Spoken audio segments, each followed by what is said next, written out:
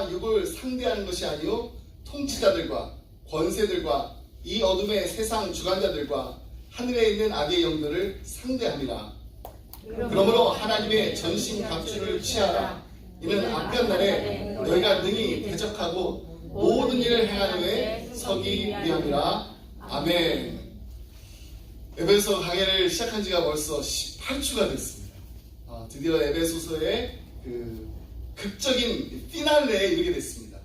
오늘 보면 이 10절로 11절 말씀을 보면은 끝으로 너희가 주 안에서와 그 힘의 능력으로 강건해지고 마귀의 관계를 능히 대적하기 위하여 하나님의 전신 갑주를 입으라고 합니다. 이제 바울은 끝으로 라는 말을 꺼냅니다. 이는 곧이어 전개될 이 본문이 그냥 어쩌다가 이렇게 붙여진 첨언이 아니라는 것입니다. 또 지금까지 내용과는 또 상관없는 여러분 추신이라고 합니다. PS. 이 추신이 아니라 에베소서의 영광스러운 클라이맥스임을 밝히고 있는 것입니다. 이 마지막 단락에서 펼쳐질 주제는 바로 영적 전쟁입니다.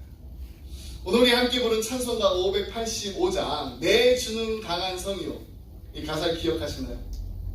내 주는 강한 성이요 방패와 병기 되시니 큰 환난에서 우리를 구하려 내시리로다.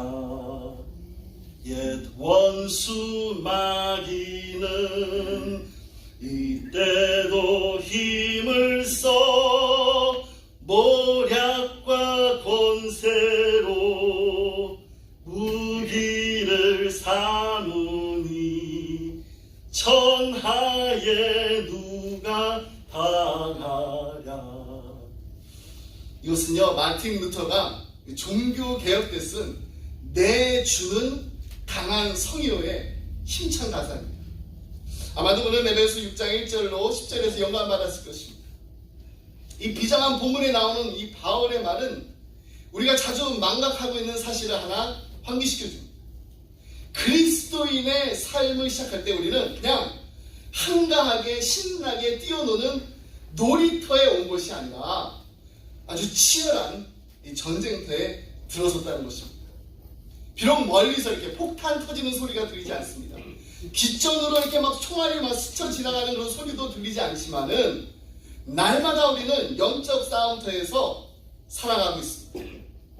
여기서 우리가 한 가지 잊지 말고 기억해야 할 사실이 있는데, 사탄의 저격병들은 우리를 조준하고 있다는 것입니다. 그들은 우리를 속속들이 알고 있습니다. 오랫동안 우리를 아주 세밀하게 관찰해왔고 또 봐왔기 때문에 우리의 강점 그리고 우리의 약점을 훤히 꿰고 있습니다. 우리가 이 악한 약탈자들을 아는 것보다 이들이 자신들의 그 먹인 우리를 더 잘 알고 있다는 사실입니다. 그럼 우리가 처음 믿는 신자든지 또 오래된 성도든지 영적으로 강하든지 약하든지 훈련을 잘 받았다든지 그냥 초보자든지 우리를 향한 사탄과 그 졸개들의 목표는 단 하나입니다. 그것은 바로 우리를 망하게 하는 것. 망하게 하는 것. 물론 이들의 궁극적인 그 운명은 이미 정해져 있습니다. 하지만 이들은 최대한 많은 사람들을 데리고 망하기로 작정했습니다. 그래서 바울은 우리가 믿음으로 끝까지 견고히 서기를 원하는 마음으로 이 중요한 내용을 에베소서 마지막 장에 기록했습니다. 바울이 이 서신을 읽고 있는 수신자들을 안심시키듯이 우리는 포탄이 머리 위로 계속 빗발치고 있는 그 중에도 사탄의 관계로부터 안전할 수가 있습니다. 하지만 여기서 우리가 한 가지 더 기억해야 할 사실이 있습니다. 그것은 바로 우리는 이 영적 전쟁을 우리의 힘으로는 절대로 할 수 없다라는 것입니다. 그리스도를 통해 새 생명을 받은 신자들은 성령의 능력으로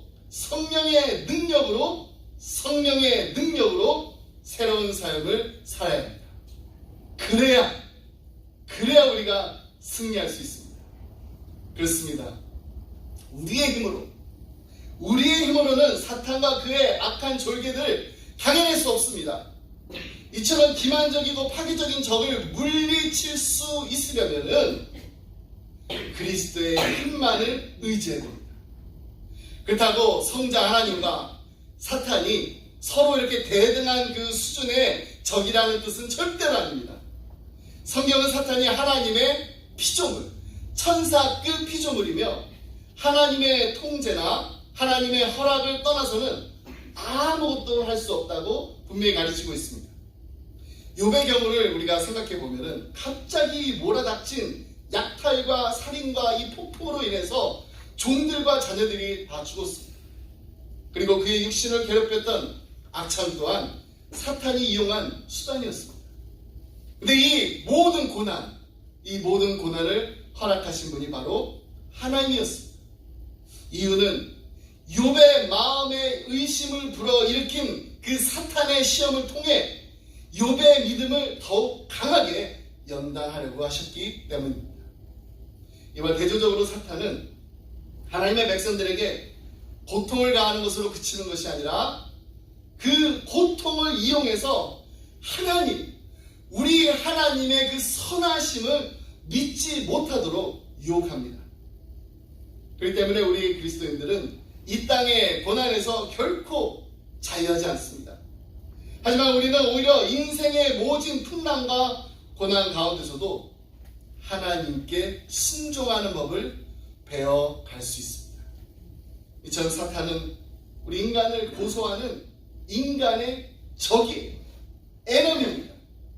여러분, 사탄이 우리를 유혹할 그 능력이 있음을 절대로 부인해서는 안 됩니다. 하지만 그렇다고 사탄의 그 능력을 실제로 그냥 그 이상으로 부풀려 생각해서도 안 됩니다. 마틴 루터의 그 찬송가 내주는 강한 성이요, 이전에 이 진리가 아주 강력하게 예시되어 있습니다. 내 힘만 의지할 때는 패할 수밖에 없도다. 힘 있는 장수 나와서 날 대신하여 싸우네. 이 장수 누군가?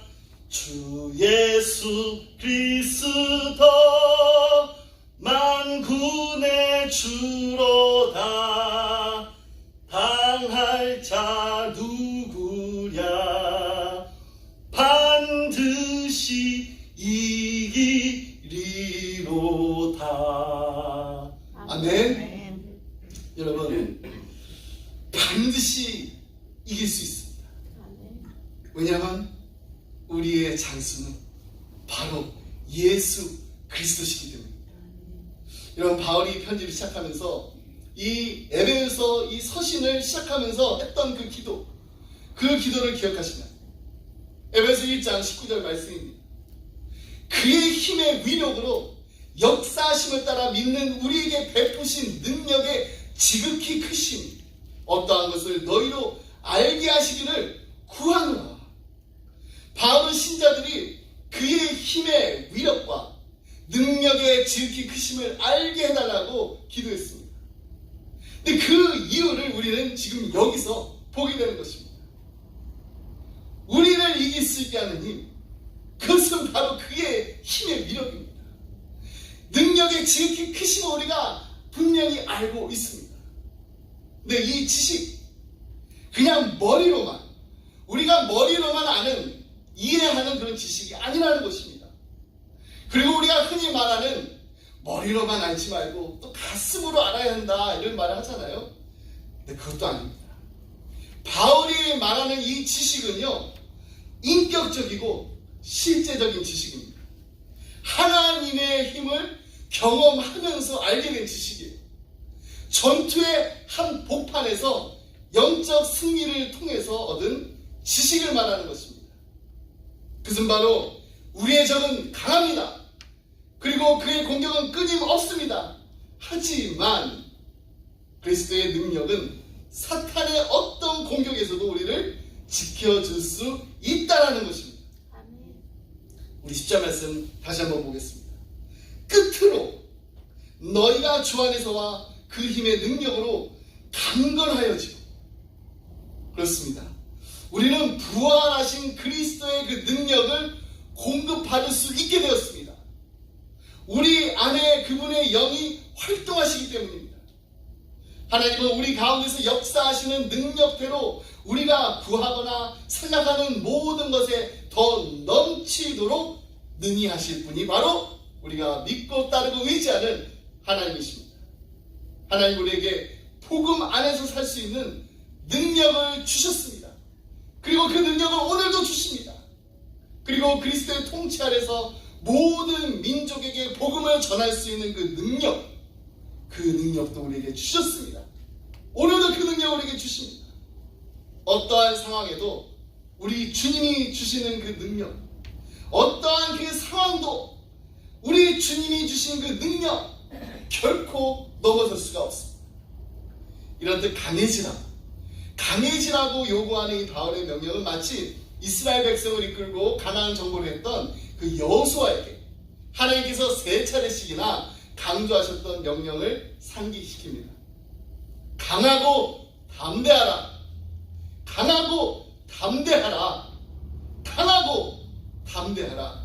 이 명령, 이 하나님의 명령, 바로 이 여호수아의 강하고 이 담대한 모습은요, 장차 하나님의 백성을 이끌고 복음으로 세상을 정복하실 예수 그리스도의 모습을 보여줍니다. 우리 주님의 강하고 담대한 모습은 십자가를 지고 죽으시기까지 변함이 없으셨습니다. 마찬가지로 우리도 우리 주님을 날마다 묵상하고 또한 예수님께 기도하며 능력을 구한다면 부활하신 우리 주님의 능력이 우리 안에서 역사하여 믿음을 더욱더 강하게 만들어줄 줄 믿습니다. 그 다음 이제 우리가 사탄의 공격, 이 공격에서 살아남기 위해 갖춰야 될 전략, 그 전략은 무엇일까요? 13절 말씀 우리 함께 보겠습니다. 그러므로 하나님의 전신갑주를 취하라. 이는 악한 날에 너희가 능히 대적하고 모든 일을 행한 후에 서기 위함이라. 바울은 전쟁에 대비하여 하나님의 전신갑주를 취하는 일이 얼마나 중요한지를 재차 강조하고 있습니다. 그래야만 적군이 퍼붓는 그 공격에 우리가 맞설 수 있기 때문입니다. 여기서 악한 날, 이 악한 날이란 그리스도가 돌아오시기 전에 사탄이 활동하는 그 때를 가리킵니다. 곧 우리가 살아가고 있는 이 마지막 때, 이 마지막 때를 의미하는 것입니다. 더 구체적으로 적용하게 되면은 우리 인생의 가운데 사탄이 특별히 더 역사하여서 우리의 믿음을 공격하고 또한 교회를 무너뜨리려 하는 그때를 의미합니다.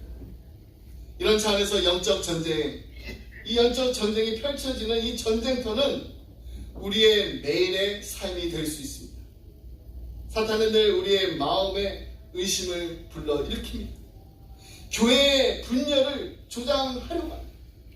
다시 말해서 우리를 하나로 묶는 그 복음의 비밀에 대해서 확신을 가지지 못하도록 믿음을 계속해서 약화시키려고 합니다. 그러므로 우리의 목표는 이러한 공격에도 살아남아서 우리의 자리를 지켜야 됩니다. 우리가 지금 있는 이 자리를 지키면서 복음에 대한 확신으로 굳게 서는 것입니다. 이처럼 굳게 서서 싸우는 이 모습이 어떠한지를 잘 보여주는 예가 있습니다. 바로 이스라엘 백성이 블레셋 군대 앞에서 도망쳤을 때 다윗의 용사 중에 한 명이었던 엘레아살, 이 엘레아살이 어떻게 싸웠는지, 나가서 손이 피곤하여 그의 손이 칼에 이렇게 붓기까지 블레셋 사람을 치면서 싸웠다고 합니다. 얼마나 열심히 싸웠으면 손에 칼이 붓기까지. 그렇게 싸운 결과 어떤 결과였나요? 성경에는 이렇게 분명히 기록하고 있습니다. 그날에 여호와께서 크게 이기게 하셨다. 할렐루야. 정말 하나님께서 함께 하시는 그 싸움. 내 정말 하나님의 사람이 하나님의 이름을 걸고 자신의 목숨을 다 내고 싸울 때 하나님께서는 그의 인생에 승리를 분명히 부어주시는 것입니다. 이러한 싸움에 대해서 베드로도 비슷한 교훈을 전합니다. 베드로전서 5장 8절로 9절 말씀입니다. 근신하라, 깨어라.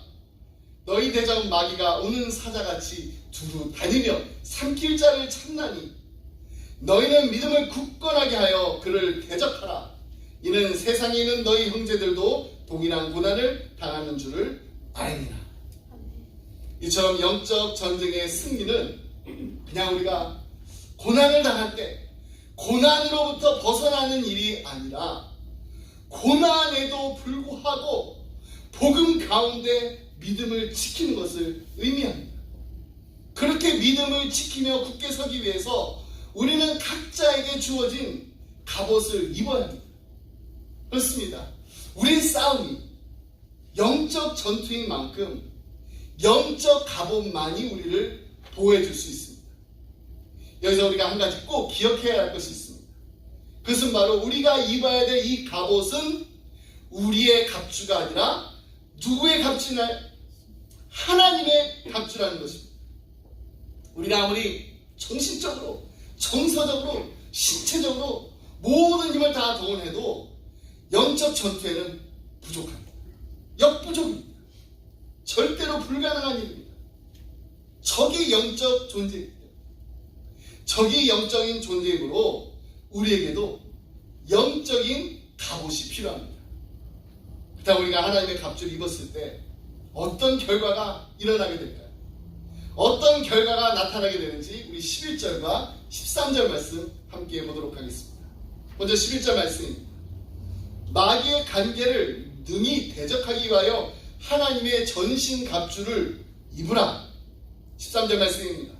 그러므로 하나님의 전신 갑주를 취하라. 이는 악한 날에 너희가 능히 대적하고 모든 일을 행한 후에 서기 위함이라.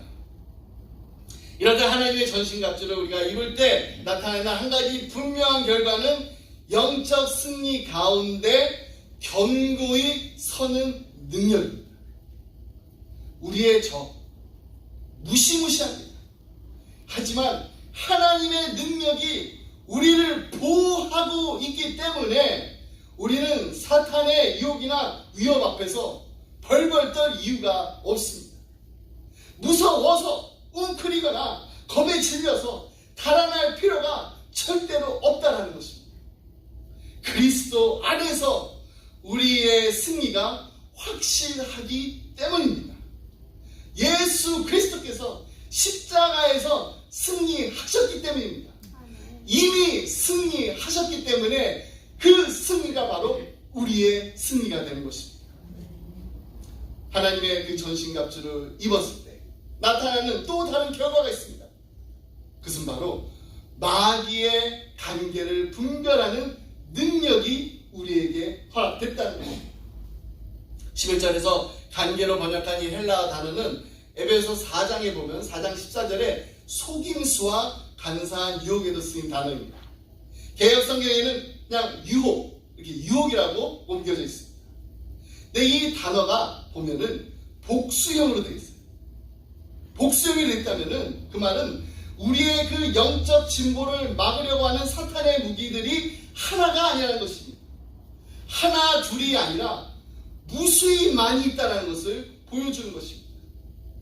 그렇다면 이 관계, 아니 정확하게 말하면 이 관계들이란 무엇일까요? 청교도 거장 윌리엄 거널이 그의 저서에서 오늘 우리가 함께 읽은 이 본문에 대해서 그 어느 누구보다 더 많은 분량을 쓴 사람이라고 저는 생각합니다. 완전 무장한 그리스도인 The Christian in Complete Armor 이라는 이 책이 무려 1200페이지나 되는 책이에요. 근데 이 방대한 분량의 그 저술에서 거널이 사탄의 교활함에 대해서, 사탄이 언제 어떻게 접근하는가에 대해서 다음과 같이 아주 상세하게 설명하고 있습니다. 여러 가지가 있는데 제가 5가지만 오늘 나누도록 하겠습니다. 첫 번째, 그리스도인이 새롭게 회심할 때 사탄은 공격합니다. 그리스도인의 그 초기의 삶, 처음 예수를 믿었던 그 삶, 얼마나 영광스러운. 회심하기 전에는 우리가 죄와 허물로 죽었으나 이제는 살았습니다. 전에는 이 세상의 악한 영이 우리의 마음을 어둡게 했지만은 이제는 영적인 것을 우리가 분명히 볼 수 있게 되었습니다. 전에는 하나님과의 사귐을 원하지 않았으나 이제는 낙관적인 생각과 큰 기쁨으로 충만합니다. 그러나 사탄이 올 때 하와처럼 순종의 길에 확고하게 서 있지 못했을 때 우리는 걸려 넘어지고 말았습니다. 그리고 사탄은 이렇게 말합니다. 내 죄 때문에 더 이상 그리스도인이 아니라는 것을 내가 알아. 너의 회심은 그냥 일시적인 것이었어. 너는 이제 타락했다.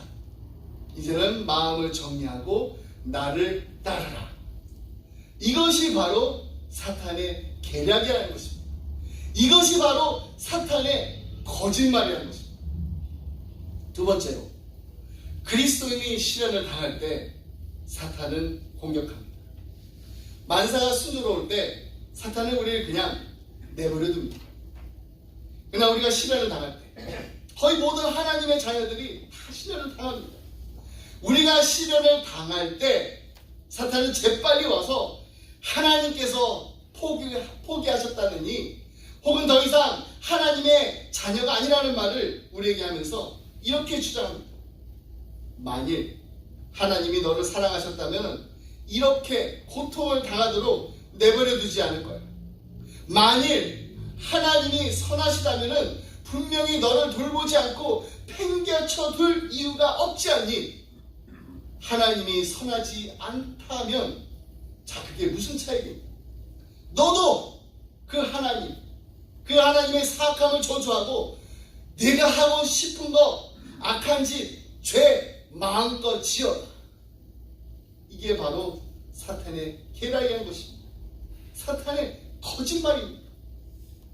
욥을 유혹하는 그 말이나 그 친구들이나 이 아내의 입을 이렇게 빌려서 그 욥을 유혹하는 그 말이 있었어요.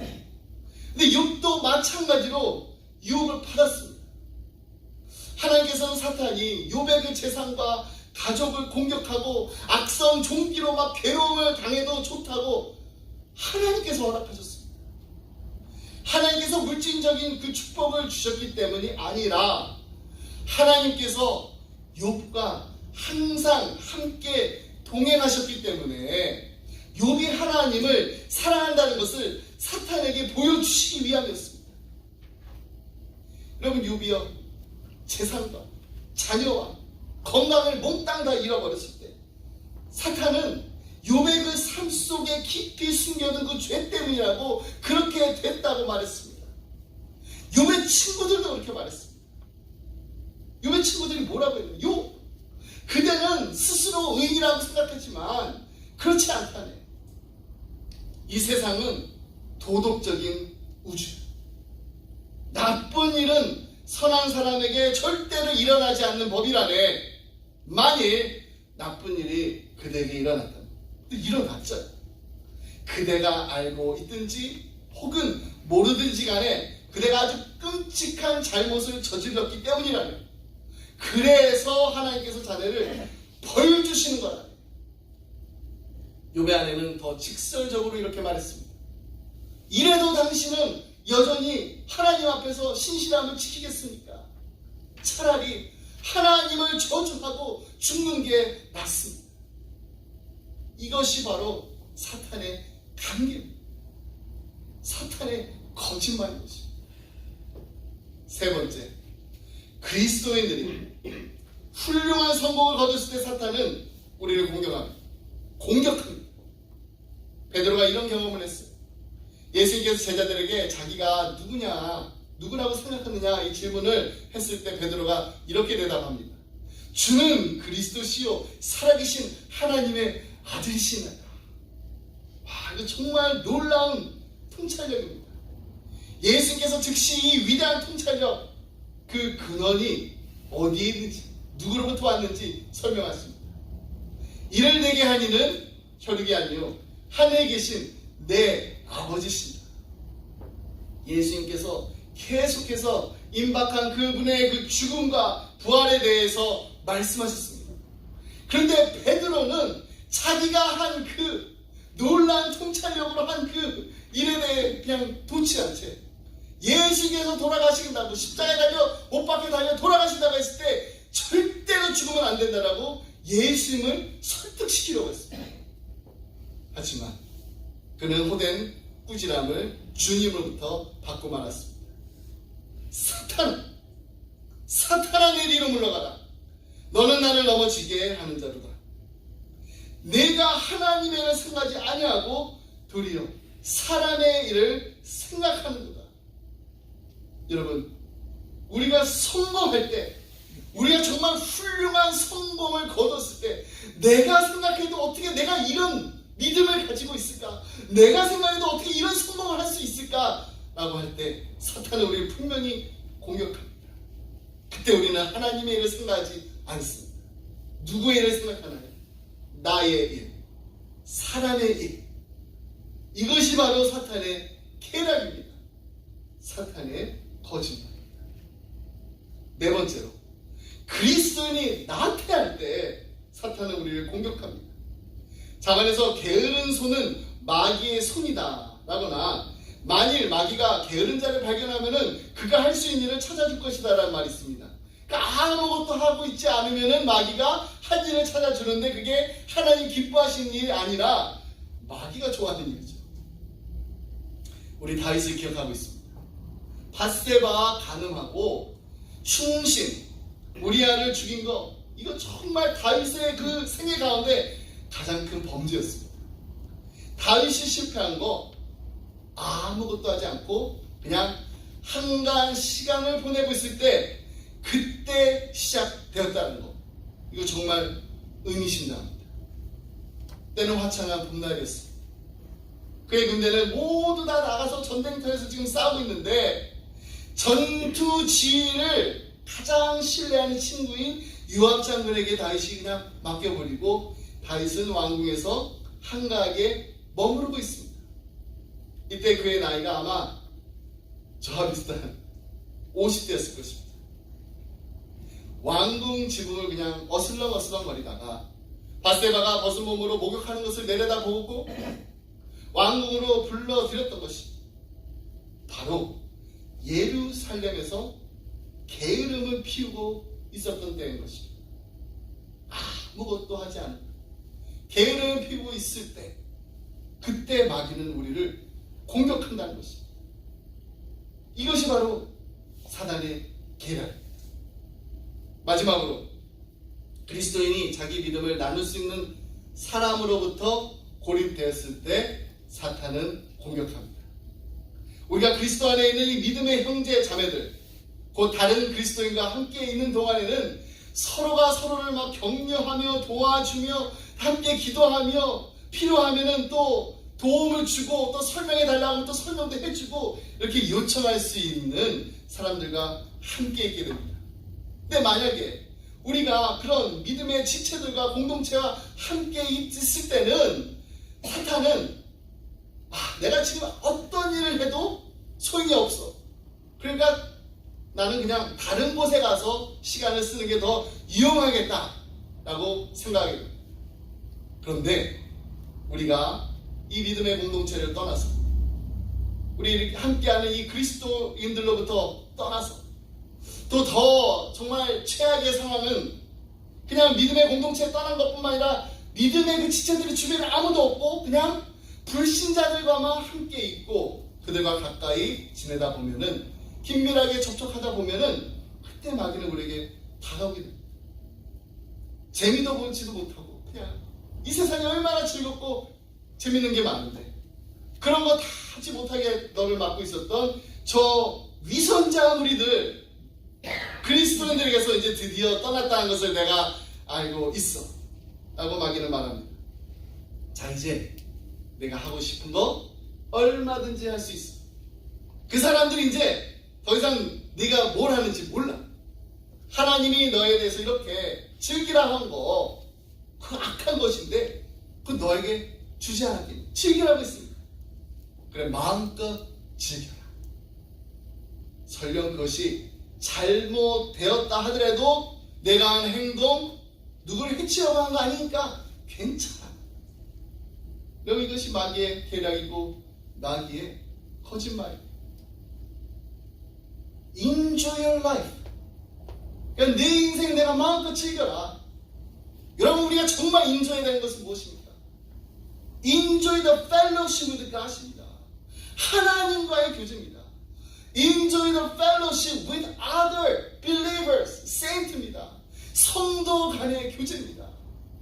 우리가 정말로 하나님께서 축복하셔서 우리에게 즐길 수 있는 이런 정말 아름다운 것을 주셨는데 우리가 그냥 인조, 나의 인생 내가 그냥 즐기겠다고. 그것이 정말로 우리의 마음을 행복하게 하나요? 즐겁게 하나요? 기쁨이 넘치게 하나요? 그렇지 않다는 걸 우리가 분명히 아는데도 마귀는 계속해서 우리에게 거짓말합니다. 우리가 이 믿음의 공동체에서 떠날 때, 우리 함께하는 그 지체들이 우리 주위에 없을 때 우리는 공격을 당할 수가 있습니다. 여러분, 이처럼 사악한 마귀 이미 저주받았습니다. 하지만 그렇다고 해서 너희가 아니에요. 그냥 마네킹이 아닙니다. 마귀는 우리의 약점을 파악하고 있습니다. 그 약점을 파악하고 조준하고 공략할 수도 있고 우리 인간의 그 인간적인 방어 수단들의 허를 찌를 수가 있습니다. 하지만 하나님의 갑주, 전신 갑주는 이런 무지막지한 공격에서 우리를 보호해준다는 것입니다. 이런 기본 진리가 루터의 내주는 강한 선의어에 아주 박진감 넘치는 가사로 이렇게 표현되고 있습니다. 이 땅에 마귀 들끓어 우리를 삼키려 하나 겁내지 말고 서거라 진리로 이기리로다 친척과 재물과 명예와 생명을 다 빼앗긴데도 진리는 살아서 그 나라 영원하리라. 아멘. 진리로 이기리로다. 사단은 거짓말하지만은 우리는 진리로 이길 수 있습니다. 진리이신 예수님이 바로의 우리의 대장군이 되시기 때문입니다. 그렇습니다. 사탄의 어떤 관계도 하나님의 갑주를 깨뜨릴 수가 없습니다. 이 보호가 없다면 우리는 적의 모든 공격과 빗발치는 그 화살과 포격에 그대로 노출될 수밖에 없습니다. 하지만 하나님은 우리를 거듭나게 하사 산 소망이 있게 하셨을 그때부터 우리는 믿음으로 말미암아 하나님의 능력으로 보호하심을 받고 있습니다. 이것을 너무나도 잘 표현한 찬송가가 있습니다. 오늘 마지막 찬송가입니다. 근데 우리가 함께 부르는 찬송가 405장 주의 친절한 팔에 안기세. 주의 친절한 팔에 안기세. 우리 마음이 평안하리니 항상 기쁘고 복이 되겠네. 영원하신 팔에 안기세. 주의 팔에, 그 크신 팔에 안기세. 주의 팔에, 영원하신 팔에 안기세. Leaning safe and secure from all around. Leaning on the everlasting arms. 우리 주님의 친절한 팔에 안겨 오직 주님께만 의탁하고 오직 그리스도만을 우리의 대언자로 그리고 보호자로 삼으시길 바랍니다.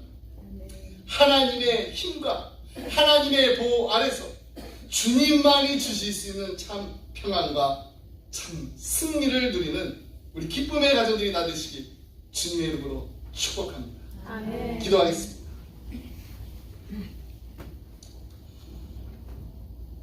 사랑의 하나님 아버지, 우리가 하나님께 더 가까이 나아갈 수 있도록 도와주시옵소서. 우리가 사탄의 유혹과 기만에 넘어가지 않고 그에 맞서 싸워 이길 수 있도록 하나님 도와주시옵소서. 우리를 죄책감 속에 묻어버리고 그리스도께 다시 나아갈 자격도 없고 가치도 없는 사람이라고 느끼게 하는, 고소하는 사탄의 계략을 물리치게 하여 주옵소서. 우리를 무기력한 증인으로 그리고 불행한 제자로 만들려 하는 사탄의 술책에 넘어가지 않도록 조심하게 하여 주옵소서. 그것이 무엇인지를 알아채고 깨닫고 하나님이 주시는 능력 가운데 굳게 서서 사랑과 그리고 그의 졸개들과 맞서 싸워 이기게 하여 주옵소서. 우리에게 은혜를 주셔서 마귀와 능히 대적하게 하시고 영적 싸움에서 날마다 승리하게 하여 주옵소서. 감사드리며 이 모든 말씀 우리의 대장 되신 예수 그리스도 이름으로 기도드립니다. 아멘. 다 같이 자리에 일어나서 함께 주기도 말씀 드리겠습니다.